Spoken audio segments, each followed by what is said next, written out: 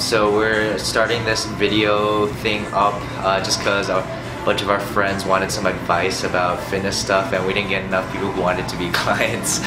So we're gonna just start putting videos up. So this just a back workout that focuses on width basically. We did a couple warm-up sets, so you saw Daniel do a warm-up set. Now this is the working set.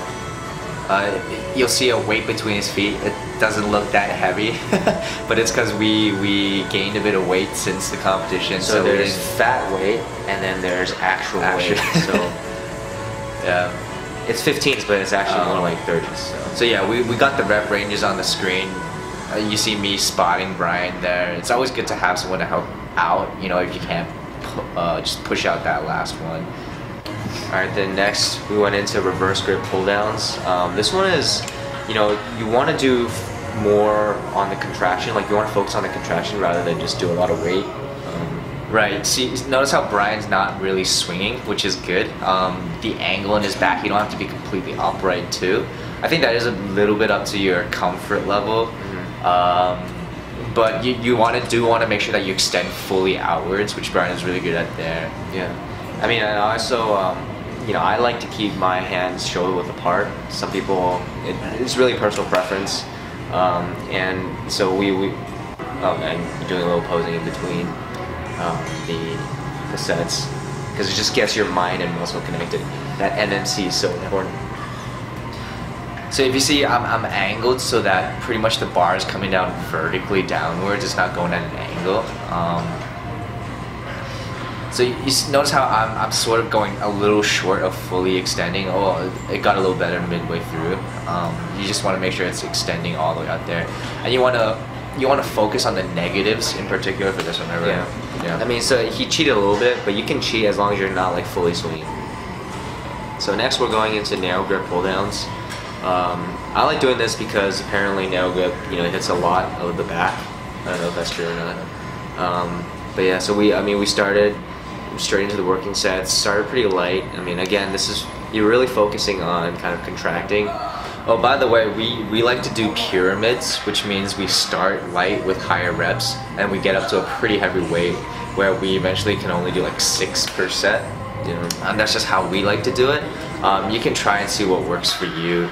That's what we like to do, and we have 6 as the last set just because that pushes us to increase the strength. Yeah, and for this one, so we do a drop set. So you'll see Daniel's gonna finish his last set, and then he's gonna hit 6, and then he's gonna have a friend basically lower the weight down to, you know, around like 60%, right? And then turn around and then do the same thing again. This forces you not to rely on kind of using your body weight to get back up. This is forcing you to pull with focus and contraction. So he does as many as he can, like 8. Yeah, so the important thing about this, which Brian corrected me before, is you don't want to be crunching your shoulders up as you're doing the narrow grip. Yeah, that just takes the focus off of your back. Yeah. And so the next one is upright cable rolls. Well, I call it upright cable rolls. I don't really know what it's called, but I notice when you do this with the cable, it really focuses on your Christmas tree, especially on the negative part. So you really want to focus. Christmas on the tree being the lower mid portion of the back of your lats. And so you see a little bit of hip thrust there. That shouldn't actually be part of the exercise, but it is. But I mean, the important part is just that you're upright, which you can see Brian is. Yeah. So like, we just have to lean back a little bit because we're not too heavy. So like, sort of as counterweight, we need to kind of lean a little bit.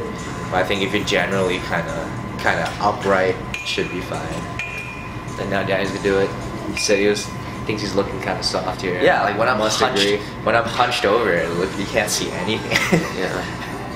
I mean, it's better when I'm actually doing the set though. Yeah, the muscle's there. It's just not too striated right now. Yeah. I mean, we're on our bulk, so I hope you guys understand why we're not crazy stupid shredded at this point. Probably gonna bulk for a couple months. Yeah. Focus on the wing size here. Yeah. So I think that was his last set. Yeah. And then to finish it up, we basically, you know, we did 3 or 4 exercises of just back width, and then now so we're kind of doing deadlifts to finish off the back.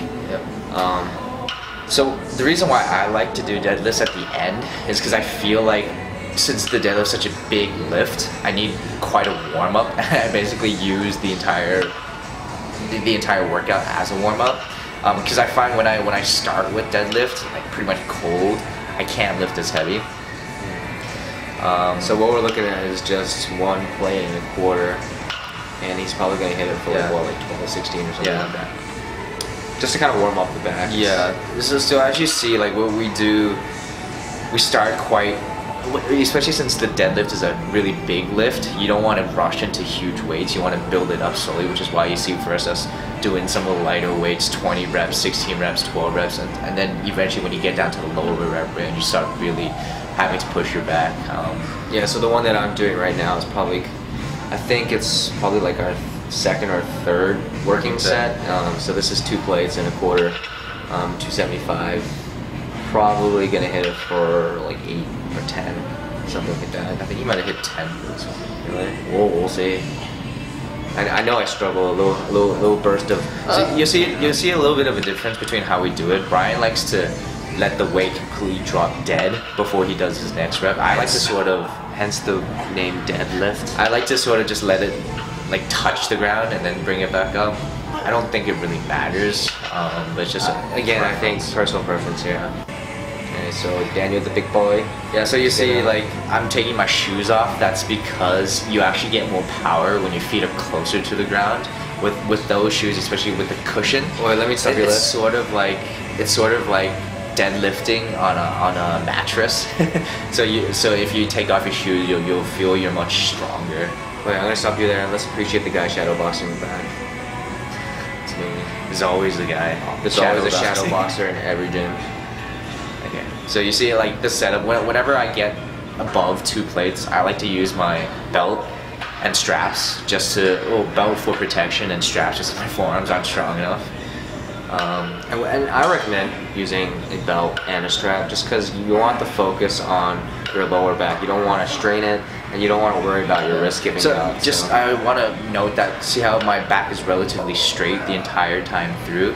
You don't want to have that hunch, and that's what the belt is good for. Yeah, it's pretty good form. Yeah. Pretty good form. And then this was like a bonus trying to hit a 1 rep, and you'll see I failed pretty badly on this one just because we were talking about pulling on the slack. I guess that could be for a different video, but then I was just thinking about that, and I was like changing my form, and my mind just wasn't on this on this lift. And you'll see me fail pretty badly. I mean, this is basically the end of the workout anyways. Yeah. So I mean, if you liked this type of workout, hit the like, comment on it, and subscribe if you want to criticize our form or anything. But yeah, I mean, we'll see. If we get enough followers, we might do more videos like this. So, but for now, it's just kind of informative for people that we know. So see how this goes. Hope this was informative. Hope you guys learned something, and hope you guys had a good laugh.